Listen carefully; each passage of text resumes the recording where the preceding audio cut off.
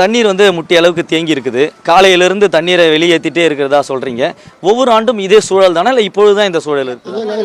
இது எங்கள் அப்பா காலத்துலேருந்து இருக்குது. எங்கள் அப்பா எனக்கு சொன்னார், இப்போ வீட்டை தூக்கி கொடுப்பாங்க, மழை வந்து காலி பண்ணி போயிடுவோம். ஆனால் அப்போ அந்த மழை வரும்போது தண்ணி ஃபுல்லாக வந்து தான் இருக்கும்.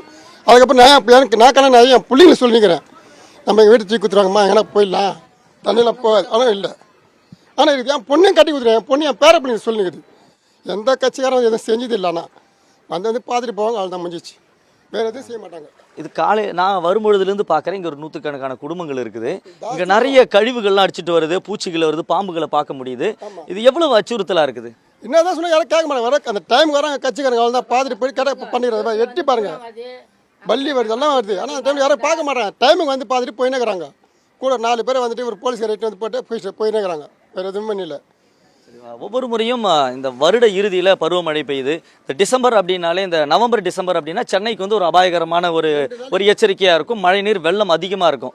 இந்த சூழலில் அதிகாரிகள் வந்து பார்வையிடுறாங்களா? உங்களுக்கு ஏதாவது வாக்குறுதிகள் கொடுத்தாங்களா? அதை நிறைவேற்றப்பட்டதா? ஒன்று மேலே ஃபோட்டோ பிடிப்பாங்க, இங்கேருந்து காலி பண்ணுவோம், கொள்ளுவோம். இப்போதைக்கு ஒரு 2 நாள் இப்போ ஸ்கூலில் போய் தங்குவாங்க, 2 நாள் ஸ்கூலில் தங்குவோம். அங்கேயே சில சத்து சாப்பாடுலாம் கிடைக்காது. திருப்பி வீடு பார்க்க தான் இங்கே வருவோம்.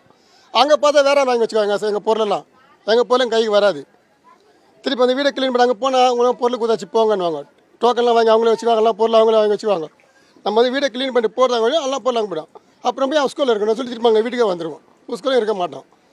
அதுக்கு நாங்கள் வீட்டிலே வந்துட்டு போய்டுவோமே.